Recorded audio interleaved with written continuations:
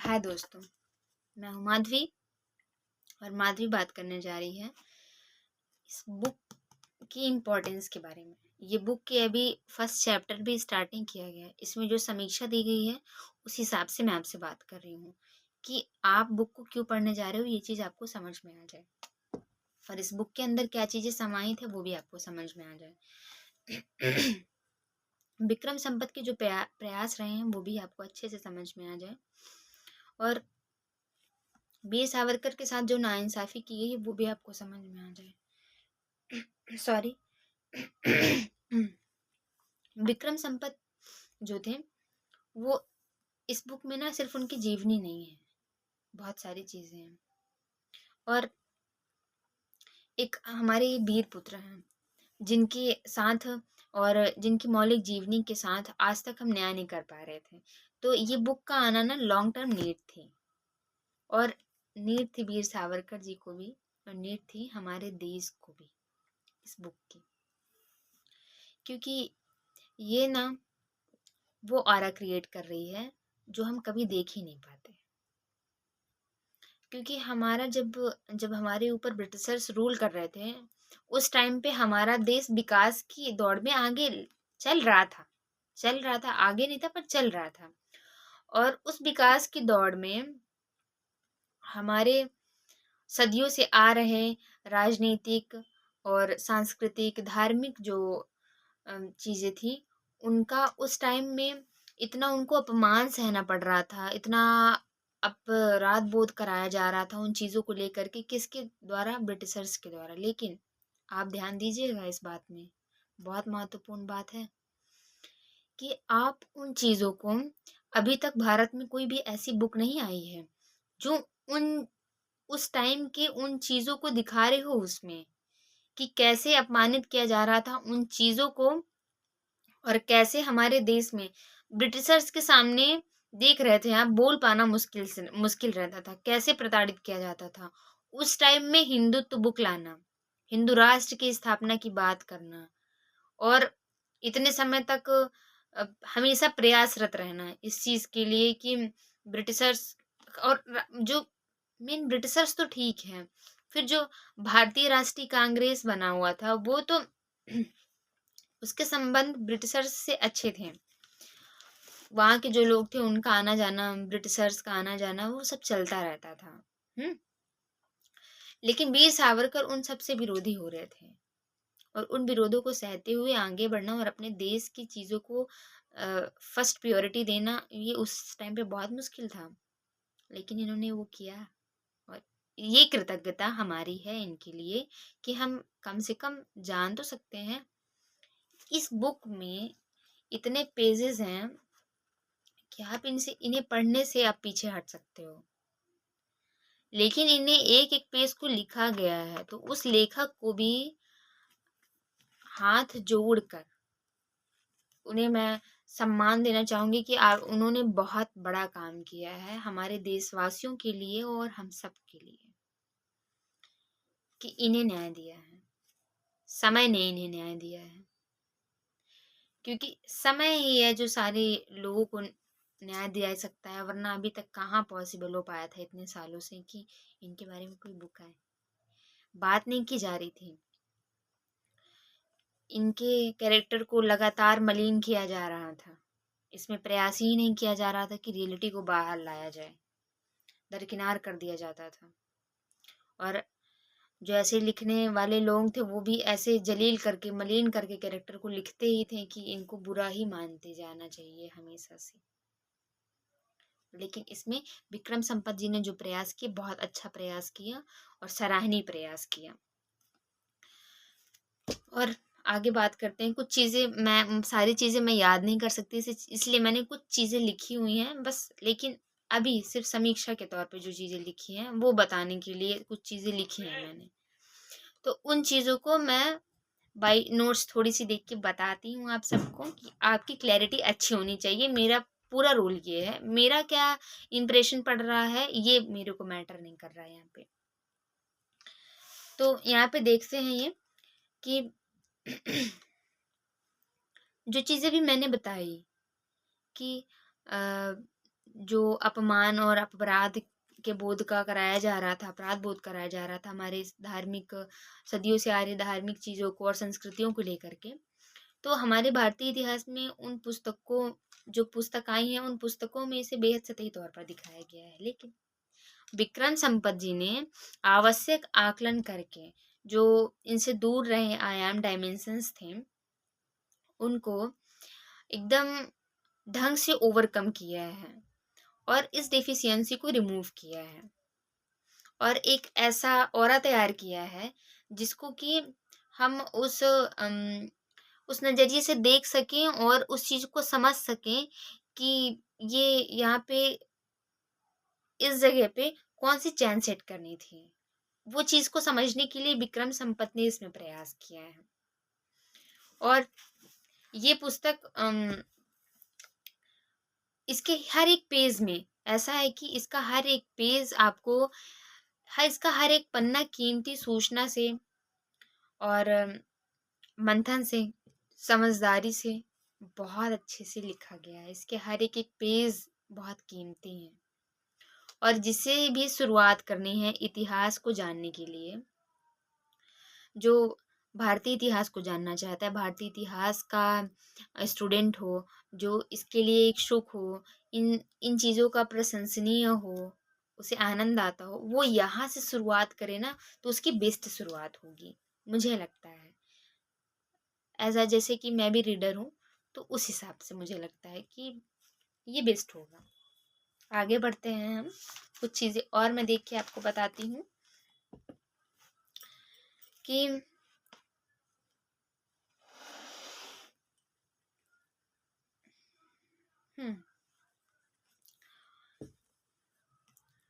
जो विक्रम संपत जी ने कार्य किया है, उनके असर से ये चीज़ तो, और ये बुक को पढ़ने के बाद तो ये चीज़ हो ही जाता है कि जिन लोगों ने आज तक बुक बनाई या कुछ भी किया, वो लोग ढोंगी थे। वो चाहते ही नहीं थे कि ये डायमेंशंस बाहर आए, लोगों को पता चले, रियलिटी पता हो।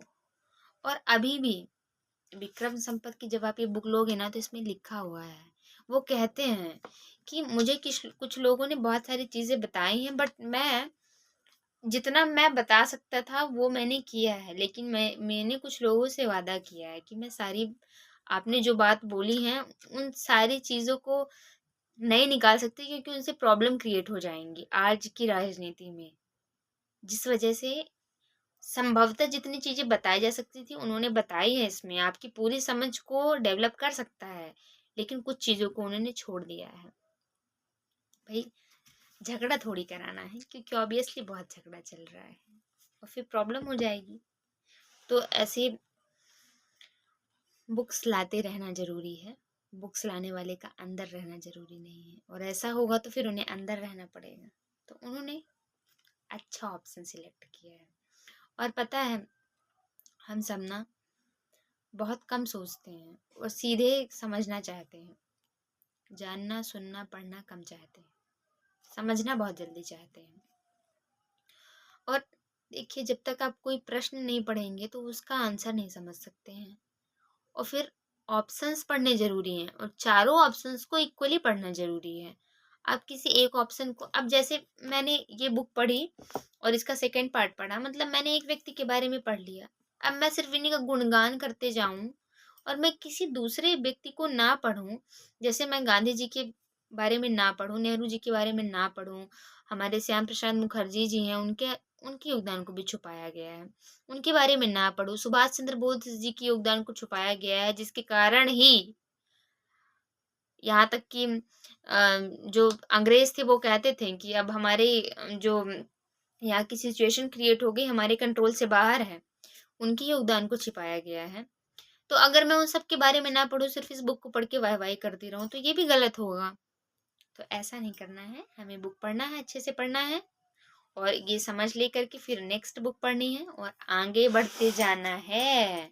और हमारा उद्देश्य ही है ये कि हमें इंकलाब जिंदाबाद का नारा अभी नहीं लगाना है, पहले नारा लगाना है इसका कि समझदार बनो, समझदार बनो, समझदार बनो। पहले इसका नारा लगाना है, उसके बाद नारा लगाना है, और फिर तो हम काम करेंगे, बहुत काम करेंगे।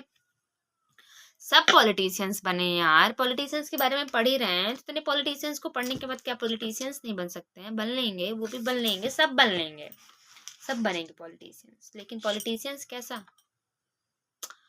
जो विधायक हो, सांसद हो, वही पॉलिटिशियन नहीं बनना है भाई। पॉलिटिशियन हैं, हम सब पॉलिटिशियंस है। देखिए, हम अब वोट करते हैं और उसमें समझते हैं कि हमारी भागीदारी है देश को एक अच्छा नेता देने की। तो क्यों ना हम देश को अच्छा समय दें, अच्छी समझ दें, अच्छा ज्ञान दें। और हमारा संकल्प ही है ये कि हम सबको समझना है अच्छे से कि आगे कैसे बढ़ना है। और आगे की बात करते हैं। इन्हें कहा गया है कि ये 20वीं सदी के सबसे महत्वपूर्ण विचारक रहे हैं और जो हमारे सोच समझ का खालीपन है ना, उसे भरने के लिए ये बुक बनी है। और भी चीजें हैं, हम और चीजें बताती हूँ। वीर सावरकर पर बोला जा रहा है कि अक्सर उनके जो अनुयायी हैं वो अनुचित ढंग से इनको प्रस्तुत किया है, उचित ढंग से प्रस्तुत ही नहीं किया है। भाई हम कहते हैं आप कमी को दिखाओ, इनकी गलतियों को दिखाओ, जो भी चीजें बुरी हैं सब कुछ दिखाओ, पर ऐसा तो नहीं है ना कि किसी इंसान में सिर्फ गलतियां ही गलतियां भरी होंगी। लेकिन जो जिन्होंने भी आज तक दिखाया उन पे रोक नहीं लगाई गई और उन्होंने इनके बुरे चीजों को ही दिखाया दिखाया जो भी दिखाया है, और फिर उसको भी सही ढंग से नहीं दिखाया है।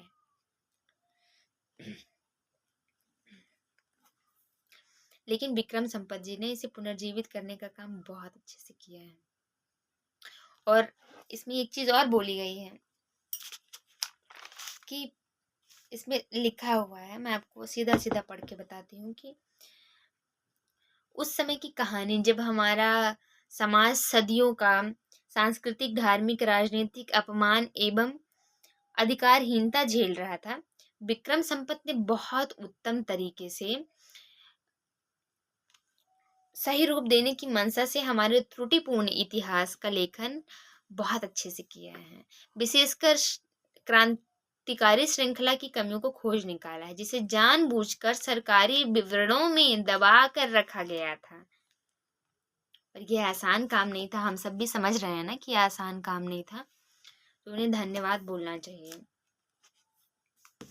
और चीज़ें हैं, और चीज़ें बताती हूँ और धीरे धीरे ऐसे ही हम सब बात करेंगे। देखिए हमारे लिए भी इतना ये सब कुछ याद करना तो पॉसिबल नहीं है। आगे की चीज़ों को मैं सोचूंगी कि आपसे ऐसे डायरेक्ट बात करूँ, मुझे कुछ देखना ना पड़े। कोशिश करती रहूँगी, आप सुनते रहिएगा, समझते रहिएगा, अपने खाली टाइम में सिर्फ देखिएगा। जब आप कहीं हो, बुक नहीं पढ़ सकते हैं पर जानना चाहते हैं तो इस प्रयास को जारी रखिएगा, ये रिक्वेस्ट है मेरी आपसे। और चीज़ें बताती हूँ कि क्रांतिकारी का अपना व्यक्तिगत जीवन होता है, लेकिन वो किस लिए होता है? वो समाज की व्यवस्था को बनाए रखने के लिए होता है, अपने आराम के लिए नहीं होता है।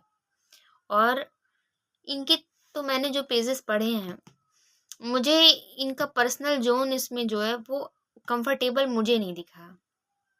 लेकिन मैंने जो रामचंद्र गुहा जी की बुक है ना गांधी जी को लेकर के, मैंने उसे पढ़ा।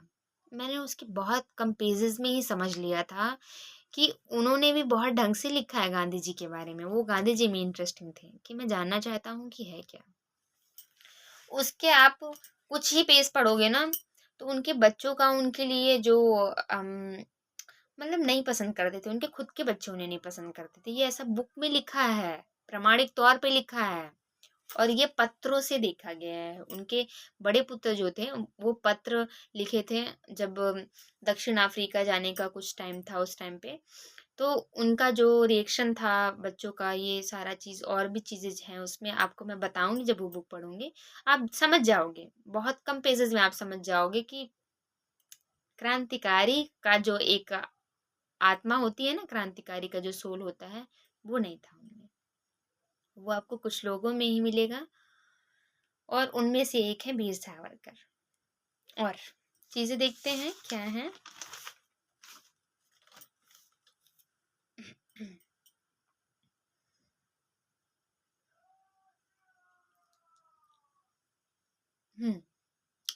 एक चीज़, ज़रूरी चीज़, कि हमें बिना किसी ओपिनियन के, बिना भेदभाव के ओरिजिनल हिस्ट्री को समझना है और सभी के योगदान को समझना है।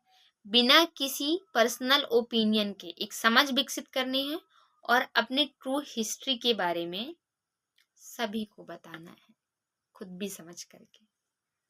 ठीक है, ये चीज़ें जो मेरे दिल में आती थी मैं लिख देती थी। और ये चीज़ जानते हैं क्या चला है, हमारे देश में ना एक विशिष्ट प्रकार का युद्ध था, जैसे कि जिसे हम मनोवैज्ञानिक अथवा कूटनीतिक युद्ध था, जिसका उद्देश्य था कि एक गुट के मूल्य पर दूसरे गुट के प्रभाव क्षेत्र का विस्तार करना।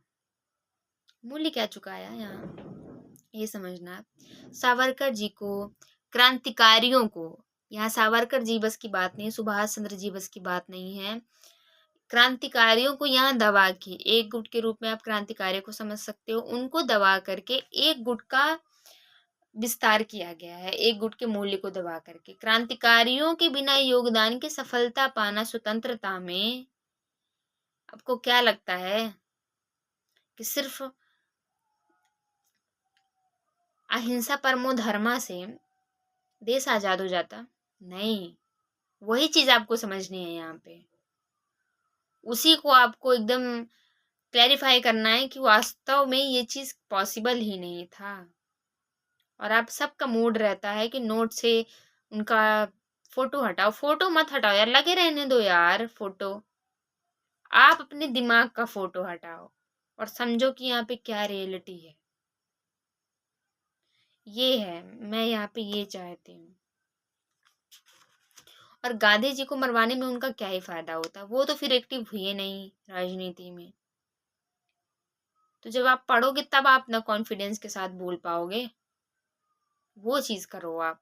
और मैं ना जब अपने दोस्तों को मैंने ये वीडियो सेंड की तो उनमें से कुछ का रिएक्शन ये था कि क्या ये वीडियो सब सुनेंगे, बोरिंग नहीं लगेगी उन्हें?